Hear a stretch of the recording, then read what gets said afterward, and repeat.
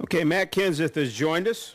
Matt drives the number 17 Zest Ford for Roush Fenway Racing, and Matt is trying to become the first driver to win both the Daytona 500 and the Coke Zero 400 in the same season since what time? When did you say? 1982. I believe it was Bobby Allison that did that. So Matt is the only person that is capable of doing that because he won the Daytona 500. So Matt, welcome here back to a place that certainly brings back some fond memories back in February. And I know you've been back down here a couple times to do some appearances and that type of thing. But just talk about racing at Daytona, the super speedway, restrictor plate racing. You've become a little more adept at. Well, you gotta, pop that on there.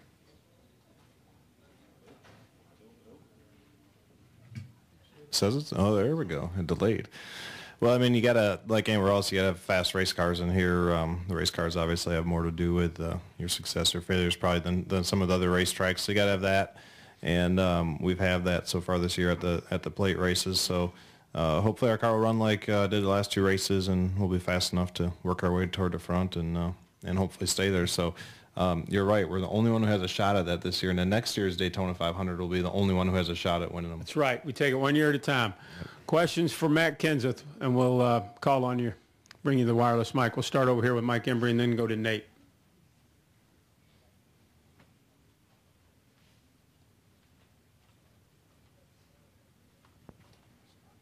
Mike Embry, Speed.com.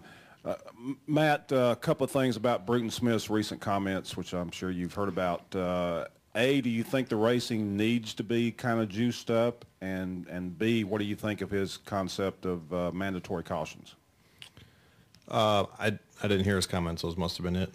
I didn't hear any comments that he made. Well, he recommended that NASCAR add scheduled cautions to every race to rebunch the field, that sort of thing.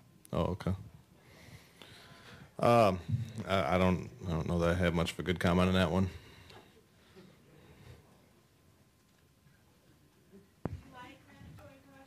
Mandatory cautions? When we know when they're going to come out? No, not really.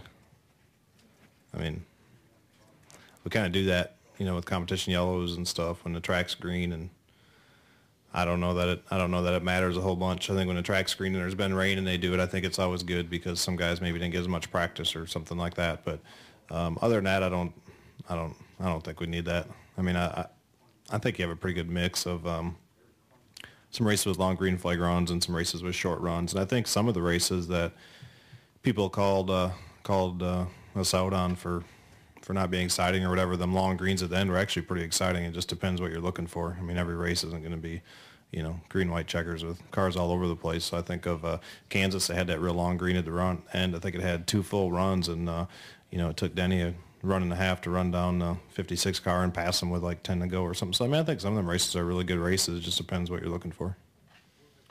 Okay, let's come back over here to Nate, and then we'll go to Bob Puckers. Nate Ryan, USA Today. Matt, Greg Biff was talking earlier about how the strength of the Roush Fenway cars and the restrictor plate tracks and how it's what's changed over the last couple of years. He said it's mostly engineering. Todd Parrott apparently brought some good ideas too. What do you think has changed? Because for a while it seemed like the Roush cars weren't so great, but the last 2 years it's almost like you guys have sort of entered into that DEI style dominance of like a decade ago. Well, a decade ago was a lot different than now with the rules on the cars. I think the cars are just incredibly close to being the same at these plate races. So, in my opinion, it's probably mostly, engine. I mean, there's two things that make you go fast here for qualifying, especially. You can kind of see the speed of the cars. And the race, there's a little more to do with maybe, strategy or some moves you make or don't make and things like that in the draft. But I think horsepower and aerodynamic drag, are the two things that make your cars go fast or slow when you come to Daytona and Talladega. So I think that for whatever reason, I think all our stuff runs good, and Doug Yates does a great job with all that stuff. But certainly the plate stuff this year has been really good. And it's a different year with fuel injection. First year we've done that, so it seems like they've done a really exceptional job on hitting that just right on the plate stuff so far. Let's go to Bob and then to Jenna. Bob Parker, Sporting News. At the end of the race, and you're trying to figure out who to work with, do you lean more towards friends and people you trust, or do you go with whoever whoever car has worked best with yours during the event? I think you always, at the very end of the race, I think you always choose what you think is going to be your best option to win the race or to finish as high as you can finish. So I think, you know, there's been times you've been down here where you pretty much are all in trying to help a teammate, and maybe you keep working together and it's just you're not on the same page, your cars don't work together or whatever, and maybe you'll find somebody in the middle of the race that your car works well with. So, you know, I think you kind of go, you know, somebody you trust or you know what moves they're going to make because maybe you ran with them earlier in the race. But mainly the car, you know, the guy who you think is going to make the best moves and the car that's the fastest at the same time to try to win that race. So the last two times we got fortunate. All our rush cars were really fast, and I was able to get with Greg both of the last two plate races because I think he's had one of the best cars. So if your cars do run really well together and you're making the same moves and thinking alike, it's definitely a bonus if you can work with a teammate. Go ahead, Jenna. Jennifer, AP. Hi, Matt. How are you? Good. Talking with Greg earlier today about the 500, and he talked about how many times he's watched it and how it sort of haunts him. What could he have done differently there, do you think? I thought he did everything perfectly.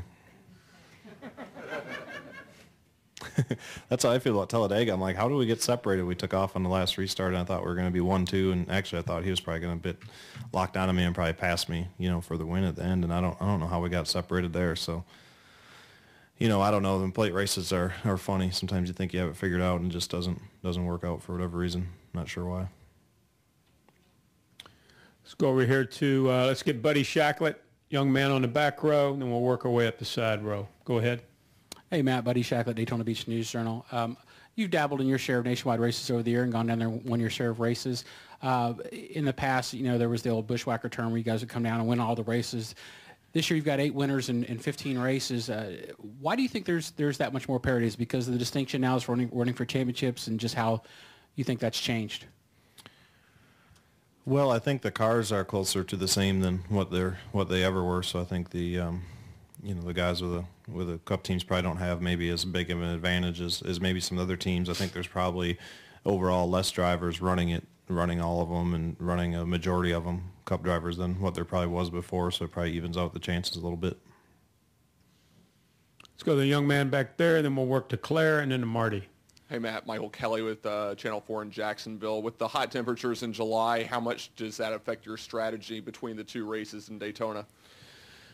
Well, there's not a lot you can do about the cooling, you know, whatever the rules are, they are. So I think it's kind of the same as, you know, Talladega, I think, was real hot. Some people had more problems than others, but I found the key to be, which you don't always have that choice. Your car has to be fast, but the farther you move toward the front, the better, you know, the better and fresher and cooler the air is. You know, the more air you get going through your grill and through your radiator, and you keep the car that much cooler. So I think anyway, my plan sitting here today until you get into the race and see how fast your car is and all that stuff is try to stay up toward the front as far as you can, and I think you have less cooling issues.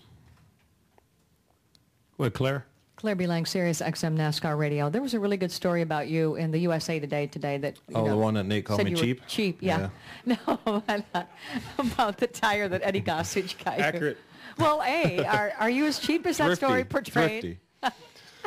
No, are you as cheap as that story portrayed? But really, my question was that in NASCAR, you're going to be a high-profile driver. You know, with the ride you're changing, but also you're leading the points. I'm going to be. Thanks, Claire. Well, very much so. Keep working at this another 10, 12 years. Maybe I'll get there. Thanks. Keep digging that hole. Meaning a lot of media, television attention on you, asking you to do a lot of things, or maybe, I mean, are you comfortable being, and I really mean high profile, getting a lot of attention, and delving into kind of you being more out there? Are you comfortable with that? And does that story portray you fairly? Are you that cheap? I don't really honestly know where to go with any of that, Claire. I really don't. I don't think we announced where I'm going next year. I didn't know I was going to be any more high profile or lower profile than I am today. I think we've had a pretty super year winning the 500, and I think I've had a super pretty good. I mean, it could always be better, but I think we have a pretty good run there at Roush Fenway as well. So I'm not really sure what all that means. And the story that Nate wrote was pretty accurate, except for Eddie when he said I wasn't macho or something. Other than that, everything else was all right. Work up here, Marty. Marty Smith, ESPN. Well, I was too. I don't know what you mean. I mean, who said I was going to be doing more or less stuff than I'm doing now? I don't know what I meant. Go ahead, Claire. Well, yeah, because they're talking about television. Who's talking about television?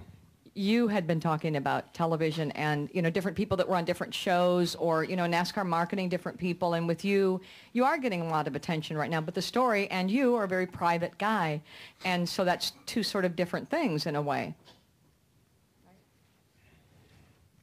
Really sorry, but I just still don't know. I mean, I'm a different guy away from the track than I am at the track. I mean, your job is one thing, and I think with a story it was more about talking about, I don't know, I guess I have to put it in front of me and reread it again, but I thought I was talking about us, riding motorcycles and, you being a how more I am away private from, guy, you being a guy that a lot of people don't, don't really know that. But I mean, well. I've been here since 2000. I've been the same guy ever since, so I think that most of the people in this room probably know who I am and who I'm not.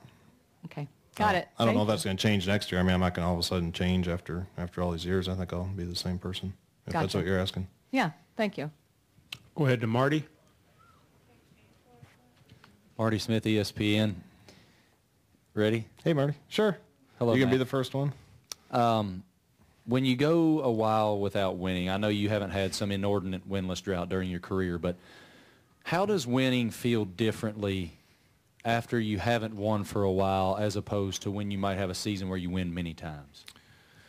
Well, we have. I mean, we went a couple years there, I think, before we won the 500 in 2009. I think we were almost, I don't know exactly the number, but I think it was almost 2 years or something like that. So we definitely have had those, and actually when we won Texas last year, I think it was almost 2 years. So we have had them streaks that in my mind are really, really long, and you wonder if you're going to win again. So I think the less often you win and the longer you've been doing it and the older you get, I think you kind of learn to enjoy those wins more so than when you first start. I remember we went through a couple of pretty good years there, and I think in 2002 we won 5 races or something like that. And by the time you win your 3rd or 4th or 5th of the year, you kind of get, yeah, I mean, you still really enjoy it, and it's still really cool, but you probably don't enjoy it and appreciate it as much as you do, when you go a while. You kind of more realize how hard it really is, and how fortunate you were to have been in position to win those races, before that point.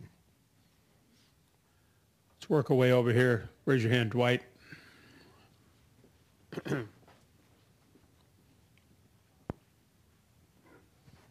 Dwight Drum, racetake.com. Man, as far as the Daytona goes, the unpredictability, everybody says, there's just no way, don't know what's going to happen next week. And yet, you guys race every week. Could you just kind of talk a little bit about Daytona and having won one, what kind of influence that is? Yeah, I mean, Daytona and Talladega, I guess, have always been known as wild cards, and the opportunity to have big wrecks and maybe produce some different winners that you wouldn't produce at, Charlotte or Atlanta or Martinsville or whatever. So it's always kind of been like that. I think the racing will be the same as it was at the 500 and it was at Talladega. I mean, they haven't really made any rules changes, so I don't see the racing being any different. I think you'll see a pretty big pack, and I think you'll see people trying to get, being pretty aggressive, trying to get to the front to keep their cars cool and to do some of that. Go ahead, Reed. With NASCAR Wire Service, it's not a cup race, but sounds like you had a lot of fun at Slinger. What does it mean to you to be the all-time winner of the Nationals there?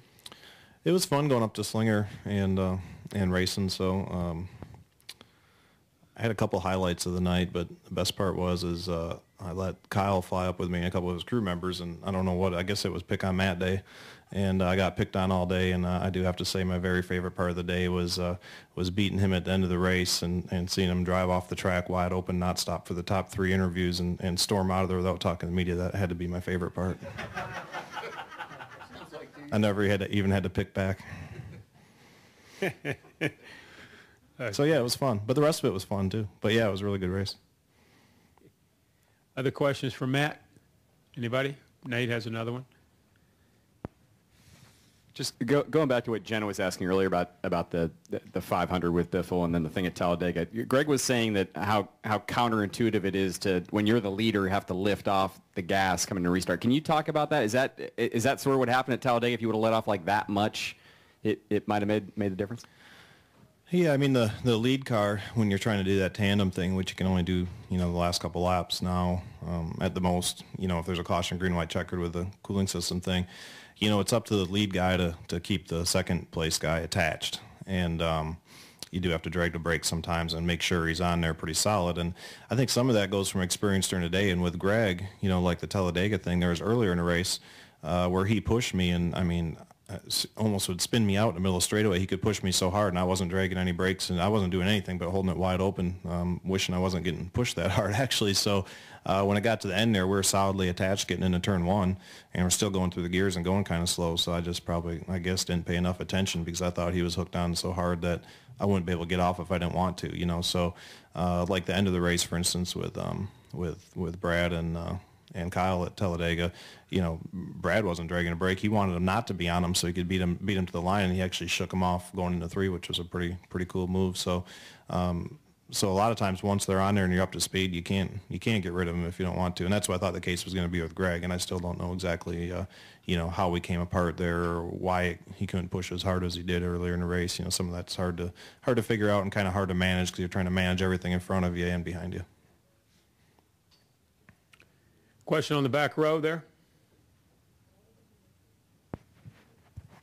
Hi, Matt. Buddy Pittman, Bright House Sports Network. You've been at Roush a long time. This is kind of the first time that you've ever had in your career as you look forward to the next season and finishing out the season, knowing you'll be somewhere else next year. What's the mindset for you, and what's it like now after never having to really dealt with this before in your career to look through that and to experience this now and to work your way through that, knowing you've still got half a season to finish up with Roush? Yeah, I mean, there's certain things that are a little, you know, awkward, I guess, at Roush because you know that you're not going to be there next year, and they know that or whatever. So maybe it's a little bit different, you know, walking in and talking to Jack or doing some of that stuff. But I think you just work through that. I mean, all those decisions were based on, you know, what I felt was best for next year and beyond, not what was best for this year. I mean, I think this is best for this year, and you know, we're not going to change any strategies or anything that we do or don't do. You know, we're going to go out and try to race as hard as we can to the end of the year and try to hopefully win some more races and have a shot at winning a championship. So that's what it's always been about, and that's what it's still about. One more question, Jeff Gluck, right here. Don. I don't know. He looked like he wasn't sure whether he wanted to raise his hand or not. Yeah, it was kind Well, it was more of like a shout-out. That was kind of like a half raise. A shout-out. I was just wondering if you gave Kyle a ride home after he stormed out. No, he didn't need one, I guess. He was going somewhere different. Oh, okay. Yeah, he just needed a one-way ride. Okay, Matt. Sorry, but I enjoyed that. I don't know. I guess he just doesn't like to lose. None of us like to lose, but he just likes it less than some other people, I guess. I wouldn't have thought it was funny if you wouldn't have been picking on me all day, but... Matt, thanks for coming in, and good luck this weekend in your quest to win both races at Daytona. Only one who has a shot at that this year. Absolutely. Good luck with that. Thanks, guys.